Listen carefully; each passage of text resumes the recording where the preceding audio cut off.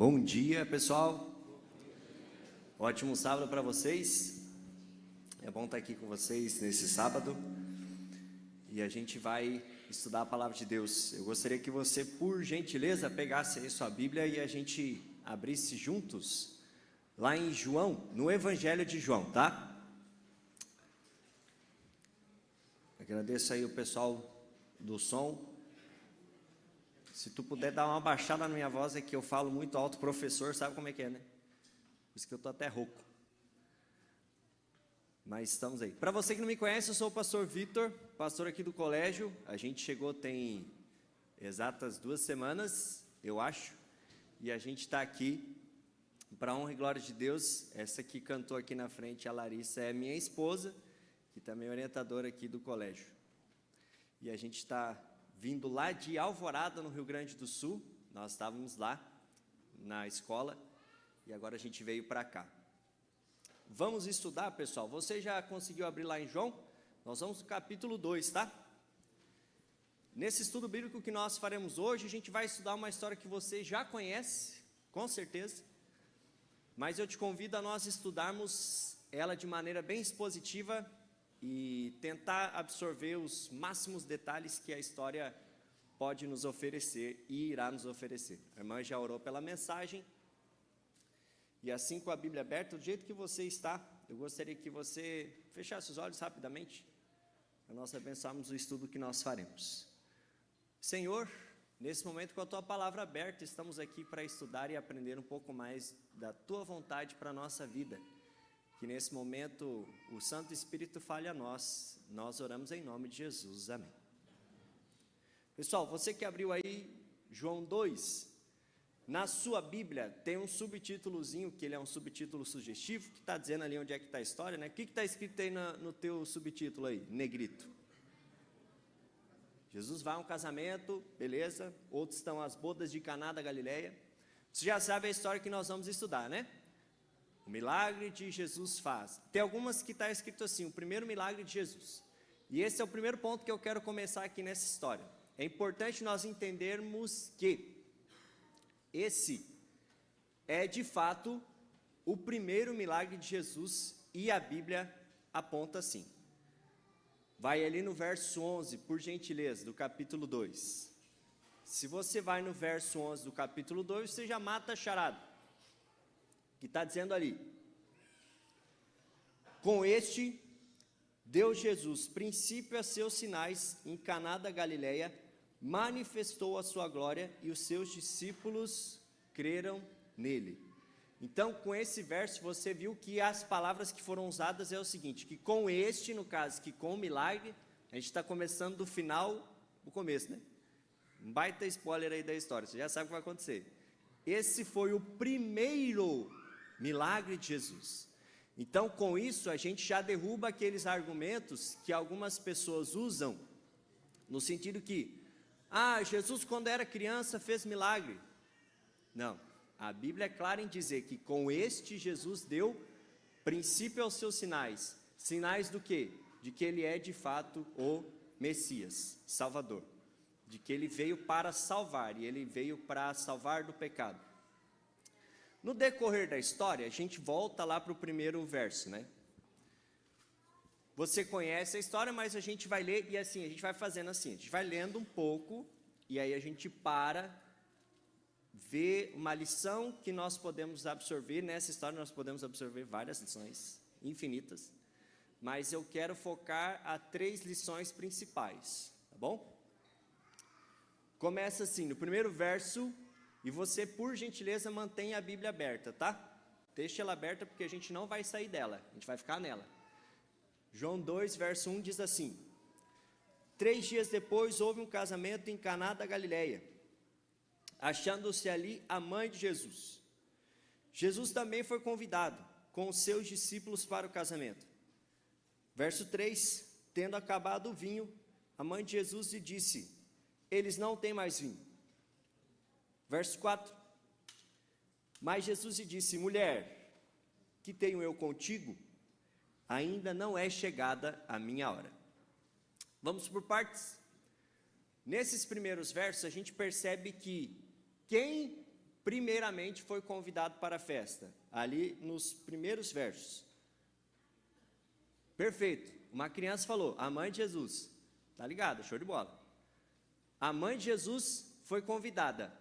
Ellen White, ela faz um comentário que possivelmente esses noivos eram parentes de Maria. Até esse ponto, provavelmente José já teria falecido. Maria foi convidada, até porque ele não é citado na história.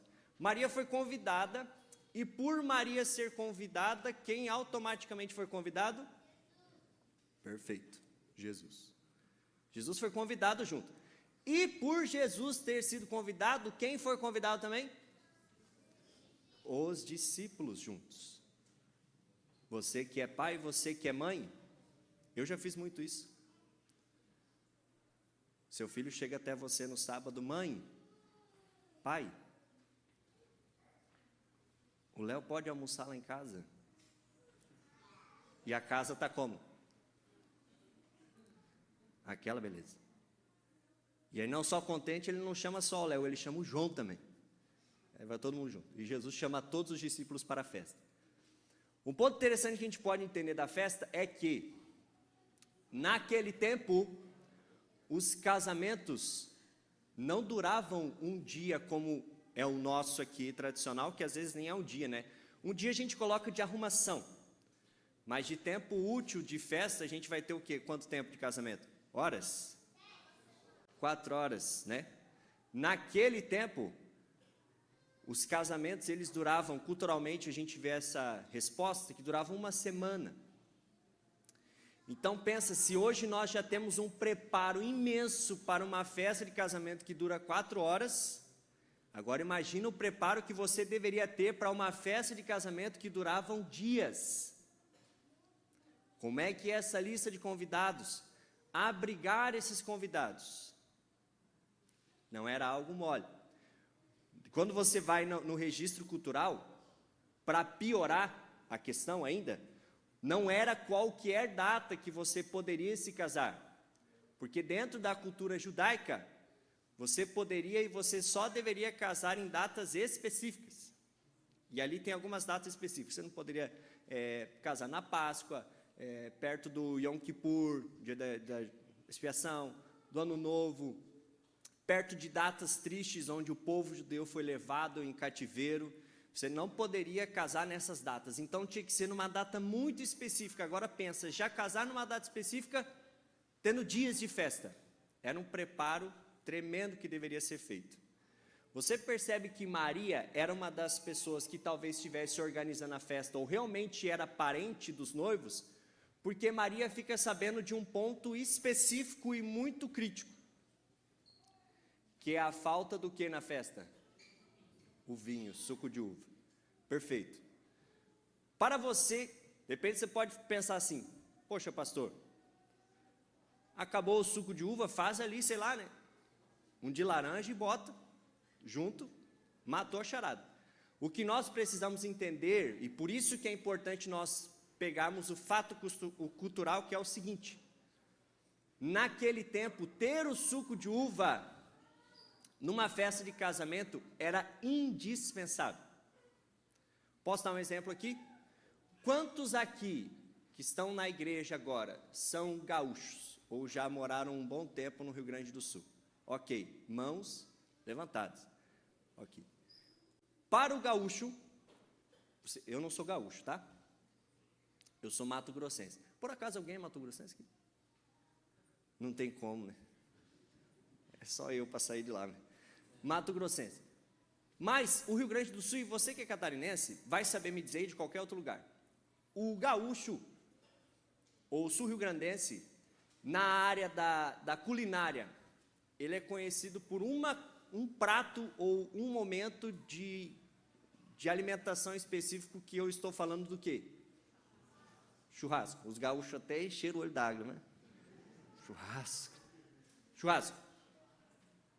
Para quem é vegano, colocamos uma cebola ali e resolveu o problema. Churrasco. No churrasco, obviamente, você vai pensar que eu estou falando aqui algo... Mas no churrasco, o que obviamente não pode faltar? Falou bem, carne, fogo. Mas carne não se pode faltar. um churrasco sem carne descaracteriza-se um churrasco, certo? Certo. Você entende que a carne é importante para que o churrasco aconteça. Se nós não, porque nós não fazemos isso, mas se alguém fizer um churrasco e faltar a carne, como as pessoas falarão daquele churrasco? Mal, horrível, que não foi um churrasco, que não funcionou a ideia do churrasco, porque faltou aquilo que era o principal. Só para você ter uma ideia de tão quanto importante era o suco de uva para o casamento. Se faltar o suco de uva, acabou o casamento. Tanto que você vai ver mais para frente que o tanto de água que Jesus utilizou para cobrir a falta do suco de uva era imensa. Ele não fez 2 litros de suco de uva. Você vai entender que precisava, porque aquilo era considerado como se fosse um prato principal da festa. O suco de uva não poderia faltar, e faltou. Você pode culpar os noivos, mas pense, era uma organização de uma festa que deveria ser feita de dias. Muitas pessoas convidaram outras que não estavam na lista do casamento. E assim, o suco foi faltando. Maria teve uma ideia, e no verso 3, nós vemos a ideia que ela teve, que foi avisar a quem? Perfeito, Jesus. No que ela avisa Jesus, Jesus diz uma frase específica no verso 4, que talvez nós possamos ter uma visão um pouco equivocada dessa frase que Jesus diz, pela tradução que nós temos na nossa Bíblia. Na minha está escrito assim: mulher, que tenho eu contigo, ainda não é chegada a minha hora. Quando nós olhamos assim, talvez de fora, nós podemos pensar o seguinte: nossa, como Jesus foi ríspido, né? Que tenho eu contigo, ainda não é chegada a minha hora. Mas quando nós entendemos por trás da fala de Jesus, não foi isso que Jesus disse, ele não estava sendo ríspido, até porque se você vai no verso 5, depois, Maria coloca os servos à disposição de Jesus. Se Jesus tivesse sido ríspido, Maria ia trocar de ideia, não ia mais procurar a ajuda de Jesus, mas não, muito pelo contrário. O que nós podemos entender é o seguinte: quando Jesus ele começa a sentença dizendo, mulher, se referindo à sua mãe, ele está tratando-a com a maior reverência possível ao se dirigir à sua mãe. Mulher, que tenho eu contigo? Se nós pegarmos e traduzirmos essa frase assim, da maneira real, seria tipo isso assim: mulher, o que eu posso fazer, o que eu tenho que fazer, e o que é que você tem que fazer. Por isso, o que tenho eu contigo, qual é minha parte para com você? Jesus está se colocando, mais do que tudo, à disposição de sua mãe. O que tenho eu com você, mãe? O que eu preciso? Só que Jesus dá um complemento depois, que ele diz, ainda não é chegada a minha hora. Pessoal, Maria sabia e tinha plena noção que Jesus era o Messias, Jesus é o Messias Salvador. Mas Maria estava pronta para ver Jesus a qualquer momento se despertando como Messias e fazendo algo miraculoso, e se anunciando como Messias. E Maria estava esperando esse momento de Jesus ali, só que ela não esperava que Jesus apenas fosse resolver o problema do casamento, mas como ele fosse se glorificar naquele momento. Por isso que Jesus diz, mãe, estou à disposição, eu vou fazer aquilo que me compete fazer, mas ainda não é chegada a minha hora. Eu apenas estou dando princípio aos sinais. Primeira lição: quantas vezes nós fazemos como Maria, de frente aos problemas ou dificuldades, e aí a gente fala para Jesus, Jesus, vai agora, meu problema está aí, agora eu preciso que o Senhor resolva. E Jesus olha para nós e fala, ainda não é chegada a minha hora. O tempo de atuação de Deus é precioso para a nossa vida e para que nós entendamos que Ele tem um plano específico para cada um.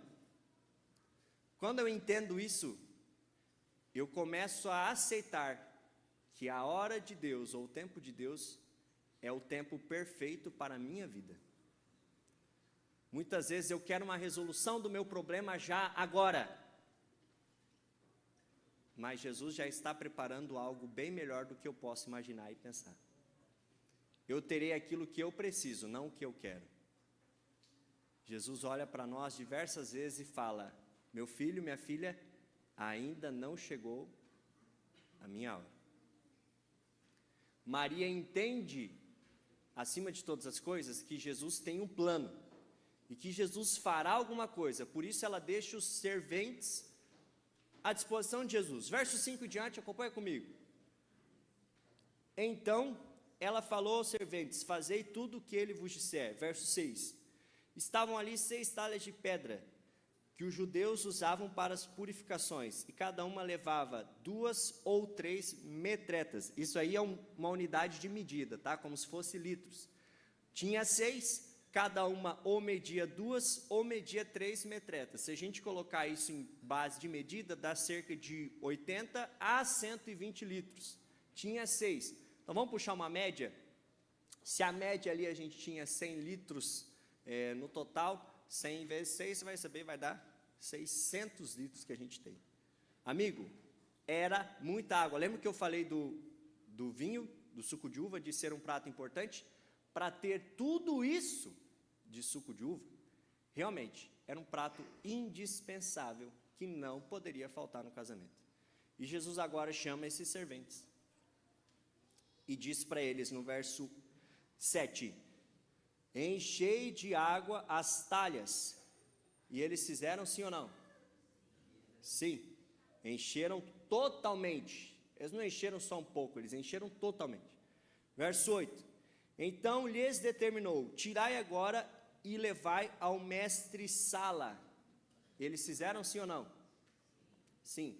O mestre-sala é como se fosse assim, tinha uma mesa, e nessa mesa era como se tivesse 3 poltronas. Imagina que a mesa está aqui, tem uma poltrona aqui num canto, uma poltrona no outro canto e uma aqui. Esse espaço que ficava aqui na frente era o espaço que os serventes iam e servia para o mestre-sala, que ficava aqui, na parte principal. Essa frase do mestre-sala, na tradução original dela, é o mestre-sala dos 3 sofás, porque era o lugar, digamos, mais importante da festa. Podemos dizer que o mestre-sala era como se fosse o patrão daqueles serventes que estavam analisando se estava tudo certo. Eles levaram até ele. Segunda lição.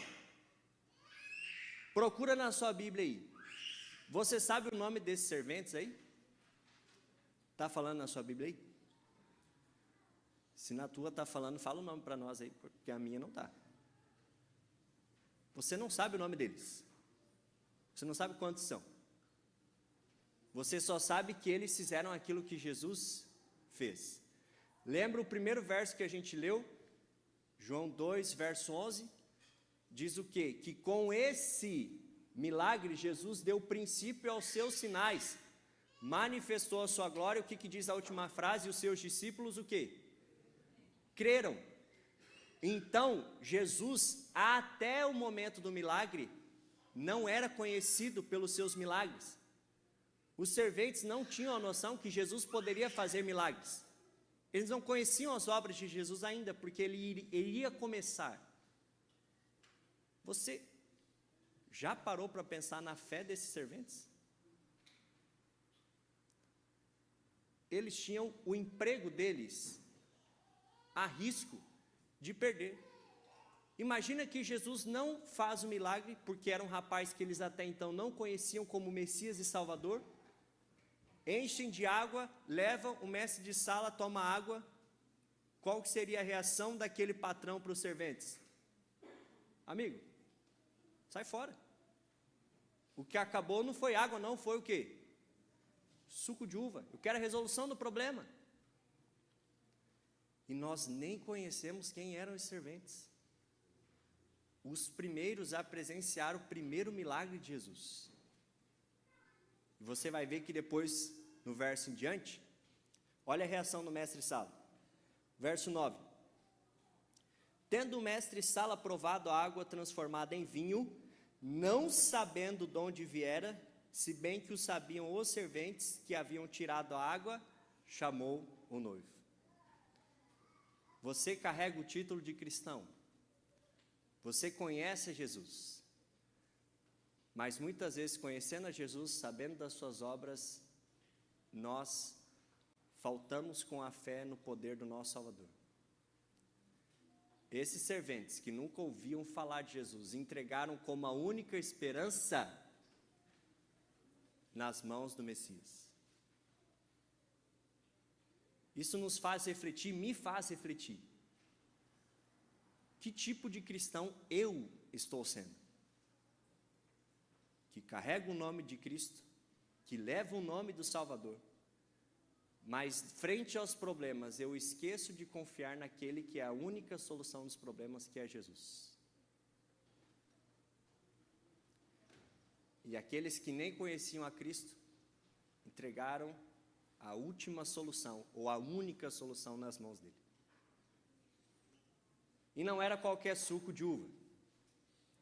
E você já deve saber muito bem, essa lição básica aí do estudo bíblico, que Jesus, aí você pode pensar, né? Pastor, você está falando suco de uva, vinho, suco de uva, vinho. É porque a gente não tinha a palavra para colocar suco de uva. Então a Bíblia faz diferença entre o vinho novo, o vinho bom, que é aquele que não tem o teor alcoólico fermentado, e aquele vinho que já está passado. Jesus transformou em um bom vinho, porque você vê a fala do mestre Sala, que diz assim no verso 10.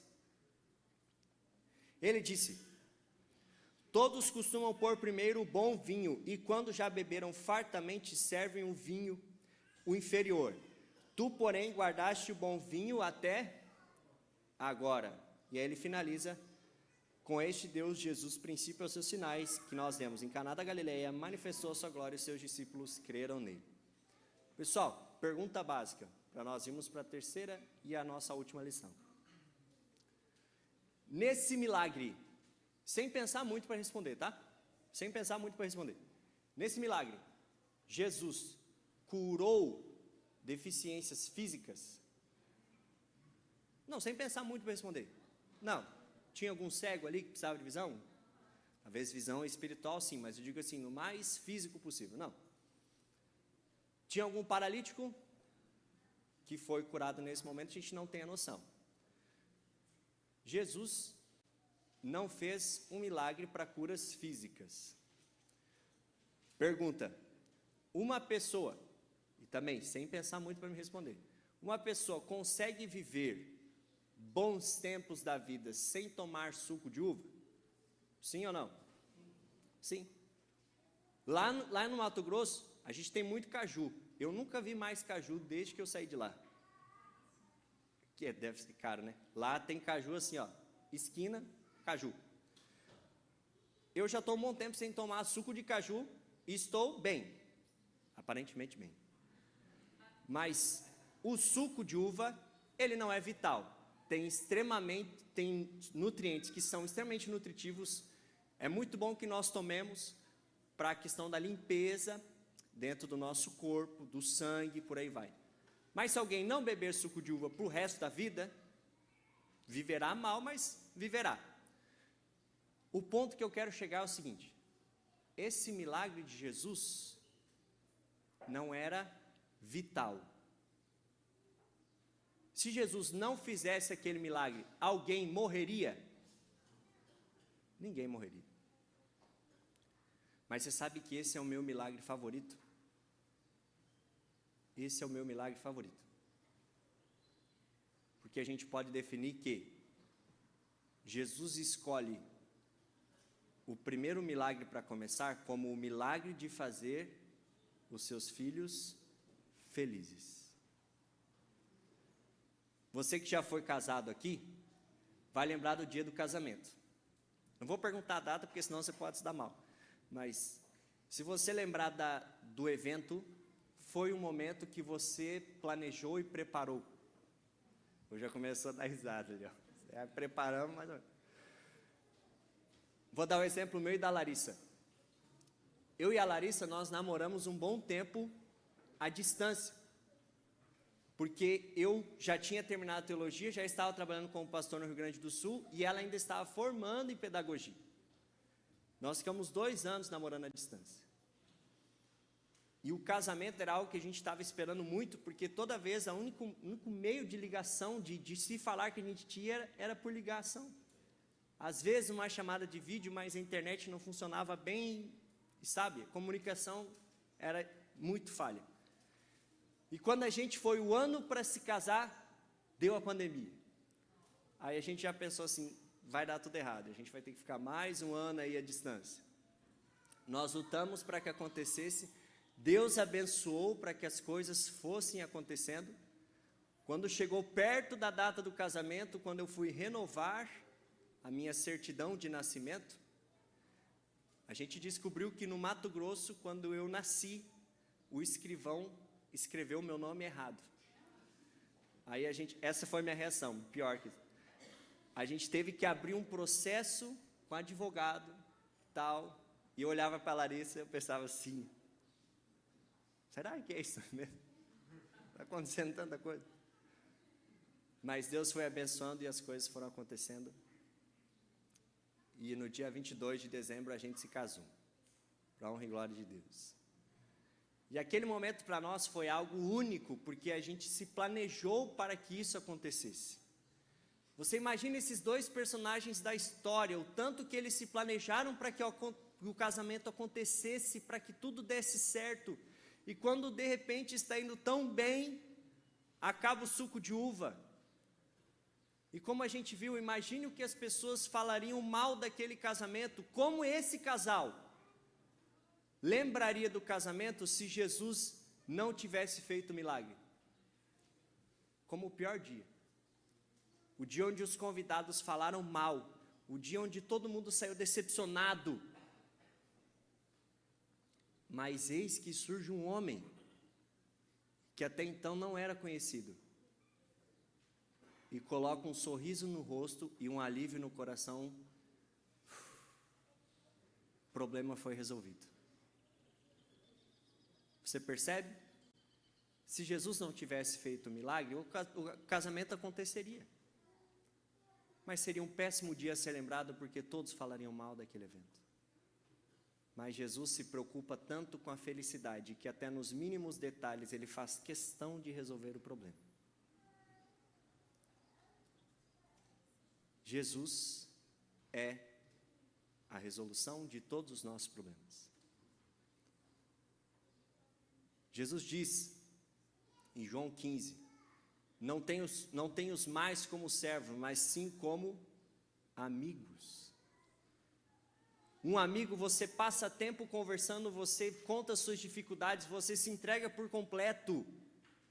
Mas muitas vezes nós vamos a Jesus apenas nos momentos que são mais difíceis.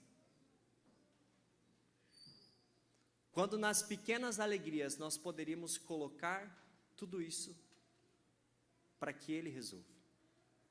Porque assim deve ser. Não sei se você tem esse costume, mas eu, quando trabalhava lá no Mato Grosso, trabalhava numa gráfica, eu ia todos os dias e voltava conversando com Deus. Já fez isso? Você não precisa necessariamente fechar os olhos para falar com Deus. Você vai conversando com Ele. E num dos dias que eu estava voltando da gráfica, era uma sexta-feira, o pôr do sol começava a aparecer ali, aliás, o sol começava a se pôr, e eu voltando de bicicleta para casa, falei, Senhor, o dia foi cansativo, eu gostaria muito de chegar em casa, e que minha mãe já estivesse em casa, porque normalmente ela chegava depois de que eu chegava, e ali a gente arrumava a casa, fazia o pôr do sol, e entrava no sábado. E naquele dia eu brinquei com Deus e falei, Senhor, eu gostaria muito que se eu chegasse em casa, tivesse o meu prato favorito de sobremesa, que é um bolo de cenoura com cobertura de chocolate. Aí eu falei assim, bom, vou andando, né? No que eu cheguei em casa, coincidentemente, minha mãe já estava em casa. E tinha um belo de um bolo preparado lá, e isso é verídico. Eu parei assim, mãe, como assim? A senhora chegou mais cedo? Sim, filha, a mãe preparou mais cedo, o caminhão descarregou mais cedo na firma e a gente veio e já está aqui em casa. Eu parei na porta e comecei a chorar muito. Eu falei, o que foi, filho? Você nem provou ainda para ver se está ruim o negócio? Calma. Se eu chegasse em casa e não tivesse um bolo de cenoura, eu entraria no sábado de qualquer maneira? Sim. Mas você vê como Deus se preocupa com os pequenos detalhes da nossa vida e faz questão de colocar um sorriso no nosso rosto. O meu desafio para você essa manhã é, amigos, entenda que Deus está contigo em todos os momentos da sua vida. Mas você precisa contar com Ele em cada detalhe possível. Teve uma noite ruim de descanso, peça, Senhor, seja sincero, eu tive uma noite muito ruim de descanso, mas eu preciso seguir o meu dia no trabalho, então eu preciso da tua companhia para que eu possa seguir bem. Preciso de uma boa noite de descanso, Senhor, trabalhei muito pesado hoje, eu gostaria de dormir bem. Senhor, eu estou com uma dificuldade no meu trabalho, eu gostaria que o Senhor me ajudasse a resolver esse problema. É estar com Cristo em todos os momentos, fazendo dele o seu melhor amigo que compartilha todos os problemas. E eu gostaria de orar com você que tem esse desejo de fazer Cristo ser o seu melhor amigo. E esse que tem o desejo no coração, pode ter certeza, você não viverá uma vida cheia de alegrias, mas em todos os momentos Deus estará contigo. Ele estará do teu lado. Tendo um bolo de cenoura ou não tendo, Deus estará contigo em cada detalhe, pois Ele é o responsável, o único responsável pela sua e a minha felicidade. Ellen White conta, e eu fecho com essa frase, que Jesus saiu de uma taça tremenda de tentações do deserto para entregar taças de alegria e felicidade no casamento, onde Ele fez o milagre. Se você tem esse desejo, eu gostaria que você se colocasse em pé para nós orarmos juntos, pedindo para que Deus esteja ao nosso lado. Jesus nunca se esconde, nós nos afastamos dele, e que você possa fazer de Jesus o seu melhor amigo e colocar todos os detalhes da sua vida nas mãos do Criador, porque nós sabemos, Pai, que temos dificuldades diversas em nossa vida, passamos por problemas grandiosos que não vemos a resolução deles. Mas nós confiamos que nós temos um Pai extremamente presente que se preocupa com a nossa alegria. Ó Pai, assim como nós estudamos nessa história do primeiro milagre de Jesus, que não era vital, mas era essencial para a alegria, e como vimos que o Senhor se mobiliza para que seus filhos estejam felizes.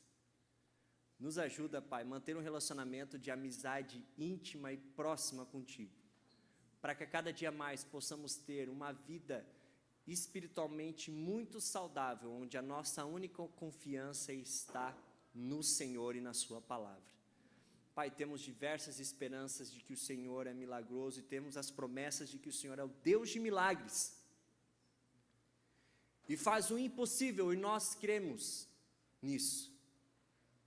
Mas nós também cremos que o Senhor é o Deus que habita do nosso lado e abraça o nosso coração e conforta e traz paz.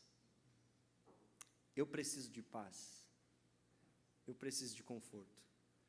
Assim como existem pessoas aqui que precisam de paz, de consolo, que o Senhor esteja abraçando a cada coração,